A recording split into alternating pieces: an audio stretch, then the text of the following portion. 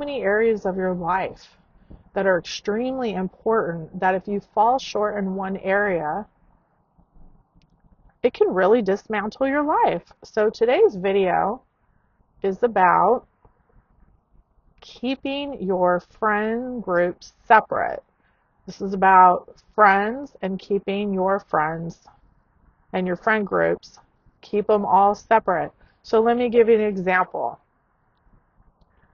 If you have, let's say you have 30 friends, it's actually better to have 3 groups of 10 friends that never meet each other and you meet with them separately than having all 30 friends who all know each other. And let me explain why. When you're a pretty girl and you're really smart and you're really talented and you have a good career going, you're going to attract a lot of jealous haters. It's happened to everyone, so many people that I've known, and it only takes one girl who becomes extremely jealous to come in and wreck your whole friend group. She starts buddying up to you, getting to know you very closely, starts to obsess on you. Suddenly you see her watching you on all these different social media accounts and following you. And then next thing she's on your LinkedIn. It's like, why is she on my LinkedIn? I just barely met this girl. She's an acquaintance that I just met, from this hobby group or that hobby group, or over here, over there, from the church, from my work, wherever she might be. Maybe she's a neighbor and she's just suddenly, constantly obsessing on you and you've only just barely met her. You've really got to watch out for these kind of girls, because a lot of times they start looking at your other friends, and I've noticed after they start to get to know you, then there comes the time where they start using a lot of personal information and spreading it all around. So I wanted to make this video to really talk about this issue, because it's a really, really hard issue for a lot of women, where they get a friend group that they thought they had all these friends, and then one girl comes in and just suddenly gets jealous of her, and next thing you know, your whole friend goes, out the window, basically. Like suddenly you're getting left out. They're going out to parties and you're being excluded, and it can be very difficult. And it does take a couple of years, sometimes a year or two, especially the older you get, to make new friends. So anyway, here, let me explain and go back in history of where I got this theory from. This started for me when I was very, very young. When I was only, 5 years old, we moved down to Southern California, and I just remember I had to make all brand new friends again. And from then on, when I started going to school, I moved a few different times. And so I ended up going to about 9 schools when I was growing up, and we moved about 45 times by the time I was about 20 years old.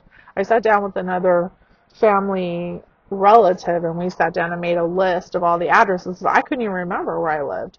And sometimes they were pretty close by, maybe a couple miles in the same city, but sometimes they were some major moves, including living in Missouri, living in Nevada, living in Southern California, living up in Central California. So I had a wide variety of experiences. So what I learned was this, when I was making friends, whatever social mistakes I made in each place I moved, I learned the next time I'd get like a reset. We're going to move probably in 6 months to a year, and then I'm going to get a chance to whatever, for example, like whatever mistake I made at the last time, this next time I move, I'm going to be able to fix that. So I learned a really important issue. Stop being nice to people. When I first moved there, there was one place I moved where I was trying to be really, really nice to everybody, and I ended up getting bullied and harassed by some of the girls and even some of the guys. And I just remember that.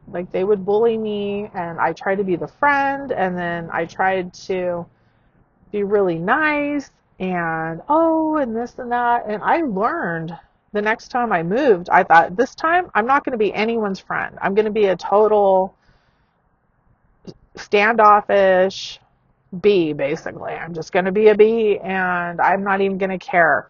And so if the pretty girl is worried that I'm more pretty than her, then I don't care. I'm not going to be nice to her. If in the school, they'd have those things where you'd get your grades or you'd have to go up on the chalkboard and we'd have like math offs where they'd have kind of almost like a race. Like, they divide the kids up in the classroom and then you have to do the math formulas and whoever wins on the English and whoever wins on geography. And they just had almost like a little mini academic decathlon within the classroom. And I would win that too. I was a very avid reader. I was always naturally smart. I come from, my mother's side of the family is very, very smart, and there's a lot of extremely educated and smart people on that side, and luckily I got some of the genes. Since 80% of intelligence comes from the mother's side, everybody over there is smart, and so I also read all the time and I studied a lot because that was something I like to do. I really enjoy books. I also enjoy sports, and both of my parents were athletic coaches besides being teachers. So of course I grew up playing sports. And so then a lot of times I might alienate the girl who was, the jock girls, basically, the girls who were good in sports, because I was also good in sports because I had been playing sports since I was like, I grew up being 3 and 4 and 5 playing tennis and doing track and field, because with my dad was doing track and field for the girls, and I just remember running all the drills with them when I was 5 years old. I guess he was babysitting me or something while he was doing it. But anyway, I did it too. And so I had a wide variety of sports. I was also involved at a young age in modeling and acting, starting from when I was 9 years old. So I had those friends too. So I basically alienated everyone. Everyone's angry. They were the top dog. Now I'm coming to the school, and now they're upset, and they're jealous, and they're trying to dismantle my life, basically, or even bully me. So I just learned to stop trying to be everybody's friend. They're going to hate me, hate my guts. They're going to try to bully me. So let's just cut to the chase. You can get past my face right now because you're not going to be my friend. Let's skip it, because I'm going to save myself the hassle. I'm going to save you the hassle. I already know you're not going to like me. And so I would just come at them like that. And that actually was a better strategy for me. It was honest. And then eventually we learned to just get along. And I did not get bullied nearly as much. And that's another thing with the bullies. You've got to confront them head on. But that's a whole nother video. I should make a completely separate video on bullies. So what I wanted to make the point is, on this video, is keep your friend groups separate. Okay? So let's say you're a little bit into some different activities. You're in, I don't know, even as young as, junior high, high school, college, or beyond.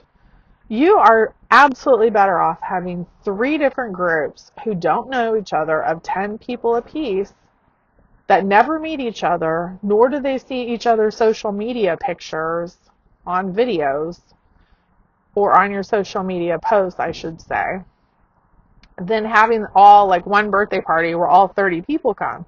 Because then if you get haters who are trying to dismantle your whole life, and one of the groups goes bad, of like 10 girls, let's say 1 or 2 girls decides they're extremely jealous of you and they hate your guts, you still got these 2 other groups over here of 10 people each that they don't even know these people over here. And I even am honest about it. Like I had, I was living up in LA, and I did the same thing. I've always had multiple groups of even like 5 or 6 different groups of different hobbies that I'm in. So I had my work friends, of course. I had my friends from church. I had my friends from, maybe Pilates class or my dance class, or my friends from the gym, just to name a few. And I would keep different circles of friends, and I would hang out with them, and I would go out with them. But I would not mix other people. And I'd have a few friends too that were just one-on-one friends, meaning that I would just go meet with them one-on-one because I thought I'm getting more value and more individual time with this friend and being a better friend than having them all together. And so if I did have a party and I did have like a group of like, let's say I have my church friends over and there'd be like 10 to 15 people. And then this other friend over here is like, well, why didn't you invite me to that party? I'd be like, oh, that's just my church friends. So I thought, let's just have them and then I'll see you separately. Just because I kind of keep my friend groups separate because you guys don't really have anything in common. And so it's just easier to meet with each group separately. I just say that. And people are kind of looking at me like, what? And so it has really done me so well since I was a kid to just keep everyone separate. And I was just going to say, if you are like a very pretty girl or a smart girl or a talented girl or anything like that, it really is going to benefit you to get 3 different groups minimum who don't know you, so that if you have anyone who's jealous or decides they don't like you, or maybe they're still staying your friend, but you're going out with them and you just start not enjoying it because you're going out with them and they're saying, why do you gotta wear so much makeup? Why do you gotta dress like that? Why are you so dressed up? Why can't you just be casual? Why do you gotta go to the gym so many times? You're never gonna get complaints from your gym friends. I had a group of gym friends. They like to go out clubbing and dancing, and they like to go out to dinner. They like to go out to fancy clubs. Everybody's super fit. Everybody's super hot. Some of these people are also actors and models. Everybody's into healthy eating. Everybody's into fitness. And so if I go out with them separately, I'm not going to get that. Why you got to go to the gym so much? They all go to the gym there. Every time I go to the gym, there they are. Same group of people. Everybody's chit-chatting, hanging out at the gym like 3 hours a day. Because not only are we working out, but we're having fun too. And then we're all going out to eat. Afterwards, like where I used to go to the gym, across the street, there were a couple different restaurants. There was like a Marie Callender's there. There was I think it was like a soup plantation or that Kookaroo Chickens or whatever those places are.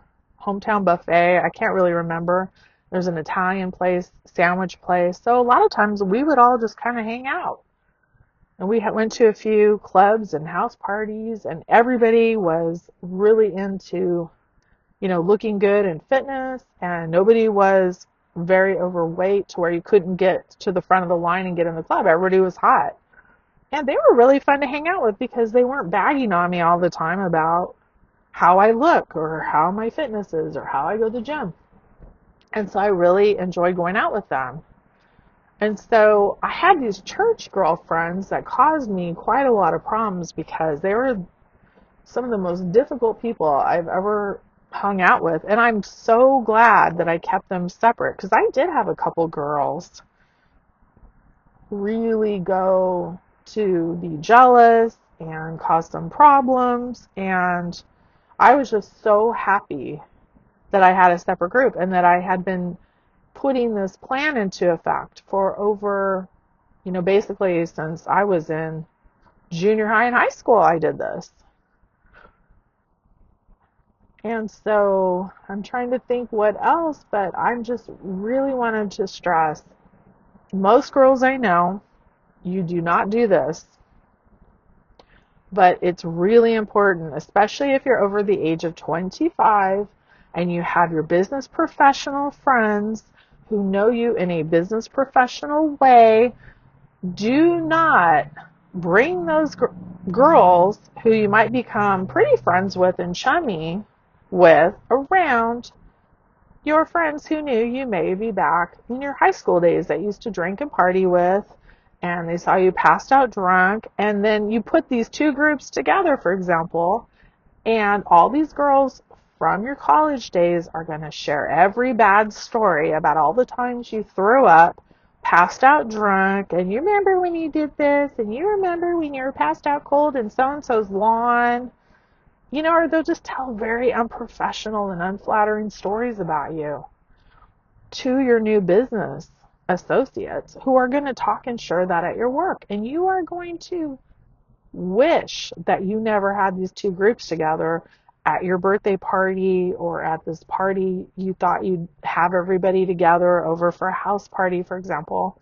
I'm telling you, a lot of people from your past are going to throw out the most unflattering stories that you forgot about that you did way back when you were like, I don't know, 16 years old or 26 years old, and now you're in your 40s, and now they're ruining your reputation at work with your new business associate. So that's why I'm saying, if you keep them separate, and even on your social media, if you go out and you go to a party and you take a bunch of photos, restrict the photos that only people from that environment and that group can see that photo. So if you go out clubbing with like your gym friends, only let the gym friends and gym people, that group of like 10, 15 people you know, only let them see the photo. That way your old college friends or your old high school friends or your church friends can't see it, and your business friends. And I wouldn't even put your business friends on your social media. Don't even have them on your Facebook. Those are for LinkedIn only. And just learn to have very strict boundaries and keeping your friend groups separate. I swear to God, this will save you so many problems in your life if you just keep things separate. And even your relatives. Keep your relatives from knowing who all your friends are, because you never know if they're going to be causing problems with your friends too, trying to call them on the phone or message them and try to get dirt on you for some reason, or because they become jealous. Like, you really don't know what could happen. And all of these things have happened to me. I could give you an hour's worth of examples right now of either situations that have happened to me, situations that have happened to my friends or coworkers that could have been avoided by just keeping everybody separate. So I think that will conclude my video today. I'm going to start doing more voiceover videos and just sharing level up journey tips and advice of things that I've learned, things I have found out or heard, from videos I've watched, and start making videos that might be a benefit to other people that need them, that are, maybe younger than me or haven't learned these things before or have never heard them. Because I myself, there are so many things that I wish I would have learned and heard way back when I was 18. I wish to God there was a Shira 7 when I was 18, or a rules book by Fine & Schneider when I was 18. I could have saved myself so many issues had I even known, or had I had the street smarts that I have learned along my journey. So anyway, I hope this helps, and thank you for listening, and I will make some more videos now and change my channel over to the level up format so that I have more options for videos. Okay, thank you. Have a good one, everybody.